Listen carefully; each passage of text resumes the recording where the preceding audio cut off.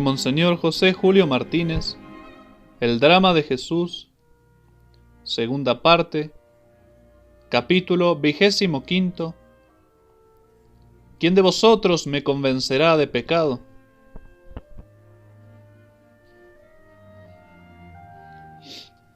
Las fiestas han concluido. De nuevo Jesús, ante el pueblo y ante los grandes de Jerusalén, se ha mostrado como el enviado de Dios. Nadie se atreve a prenderlo, y él se retira al monte de los Olivos, donde tal vez acostumbraba a pasar las noches en oración. Al romper el día, volvió al templo y vino a él todo el pueblo, y sentados les enseñaba.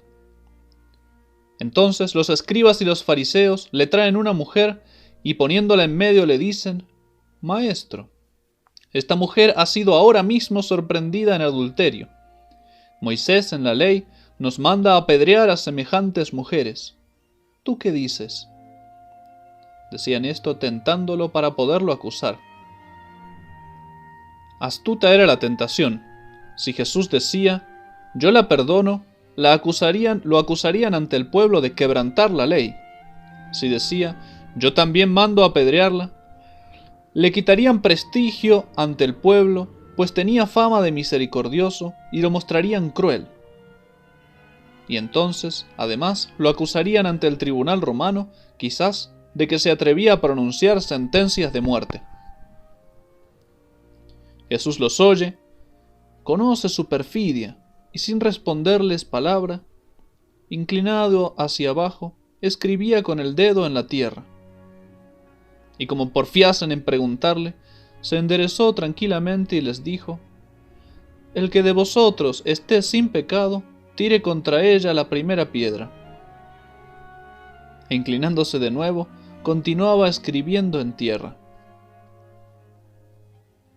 Quedan atónitos al oír la inesperada respuesta de la sabiduría y de la bondad de Jesús. Sus propias conciencias los acusan, los avergüenzan. Lentamente se marchan unos tras otros, empezando por los más ancianos. Quedó Jesús solo y la mujer de pie en medio. Habían comprendido que habían errado y que persistiendo en su acusación no harían sino comprometerse más. Su conciencia les remordía y sabían que Jesús leía los corazones y quizás, si perseguían en su intento, Jesús los proclamaría en alta voz y se verían quizás harto más pecadores que la mujer a la que intentaban apedrear. Quedaron entonces los dos frente a frente.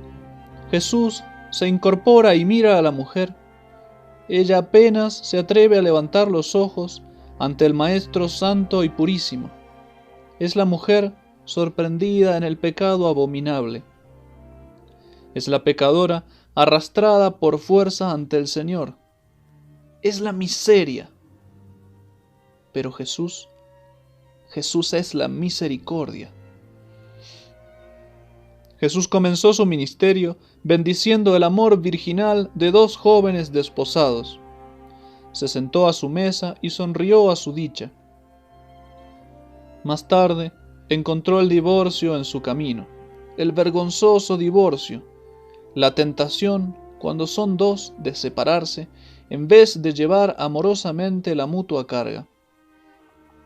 Lo combatió inflexible, sosteniendo la unidad indisoluble del matrimonio y revelando al mundo la fuerza divina que había de levantar, consagrar y santificar a la familia.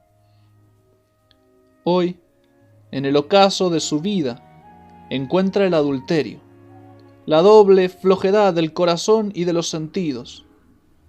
La mujer, que tal vez abandonada por su marido, en lugar de sufrir noblemente su soledad y su dolor, busca lejos de Dios y del deber una dicha imposible y un falso consuelo. ¿Qué hace Jesús? Desespera del amor, incluso profanado. No, compadece, perdona, cura. Mujer, le dice, ¿dónde están los que te acusaban? Ninguno te ha condenado. Dijo ella, ninguno, Señor. Tampoco yo te condenaré. Vete y no peques más. Necesaria era la respuesta, pues si alguien era capaz de tirar la primera piedra, era Cristo. Y es justamente Cristo el que le tiende la mano para levantarla de sus miserias en lugar de enterrarla bajo las piedras. Yo no te condeno son las palabras de la bondad que siempre recibe al arrepentido. No peques más. Esa es la justicia que reprueba el mal e impone penitencia. Con parecidas frases, el alma de Jesús ha resonado y resonará eternamente como una esperanza, como un amor sublime en el fondo de numerosas almas culpables y tal vez condenadas y lastimadas por el mundo, que cuanto más pecaron y lloraron, tanto más amarán el amado refugio en el cual se ven recibidas, perdonadas y queridas, el Sagrado Corazón de Jesús.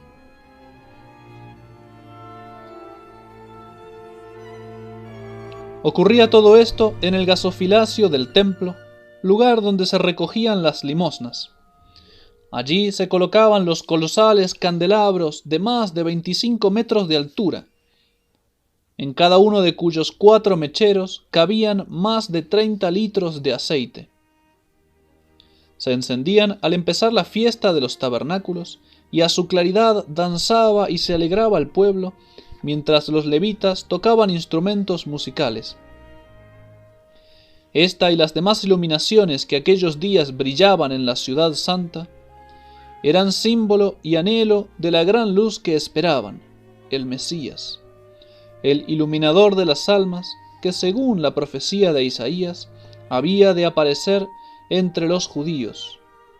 El pueblo que yacía en las tinieblas vio una luz grande.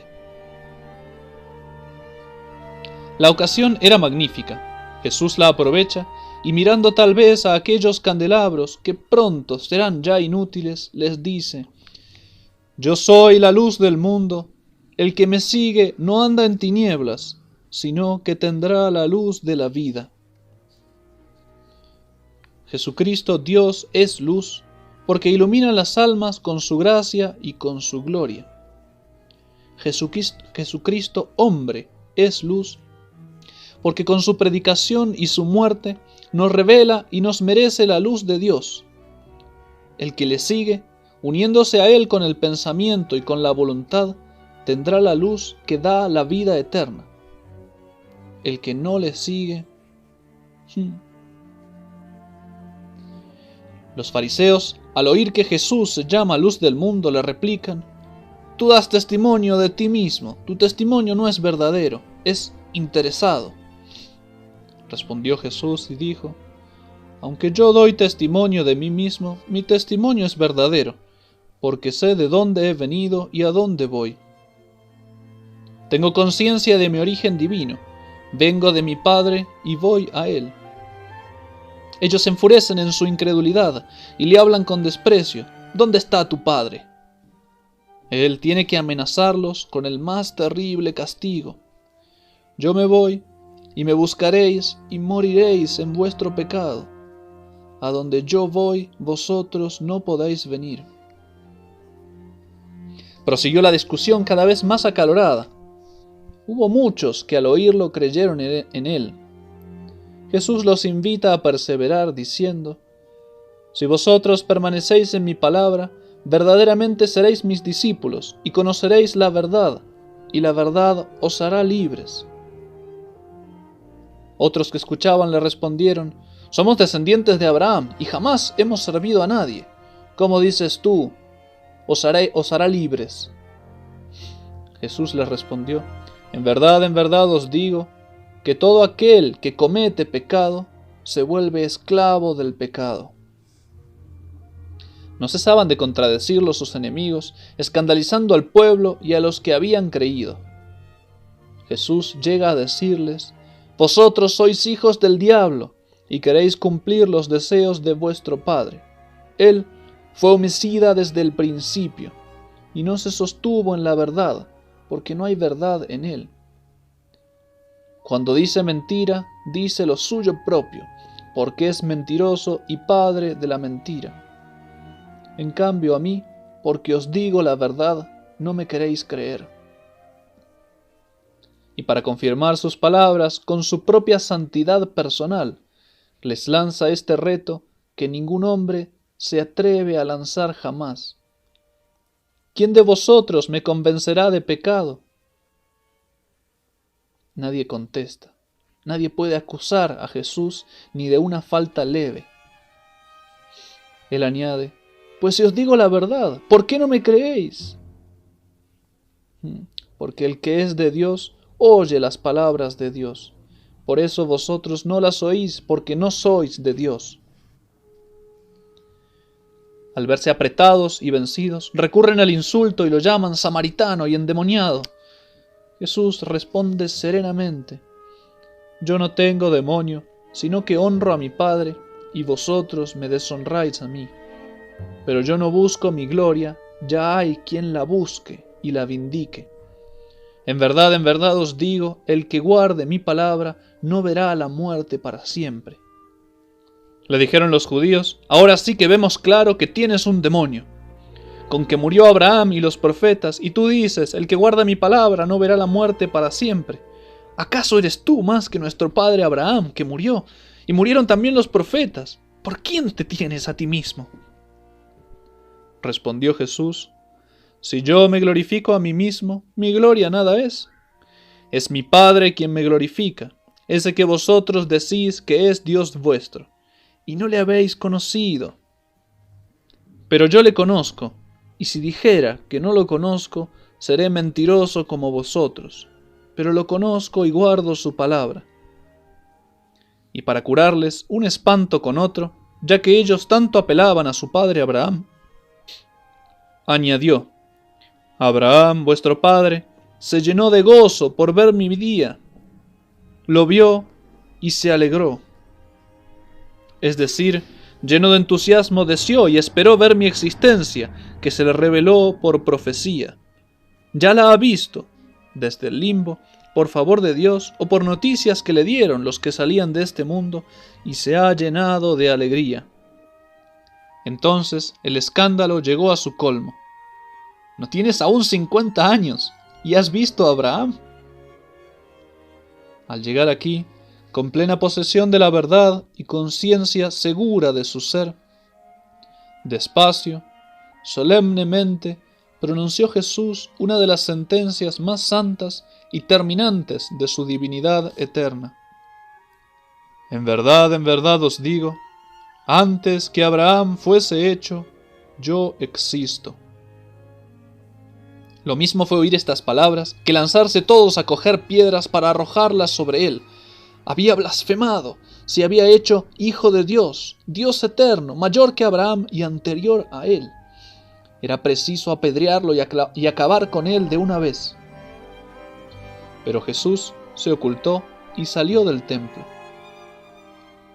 Fuese milagro, que es lo más probable, ya sea que fuese ocultarse naturalmente en algún sitio del templo, Jesús se ocultó, y así evadió la furia de sus enemigos, que se quedaron con las piedras en las manos. Una vez más había venido a ellos la luz, y ellos no la quisieron recibir.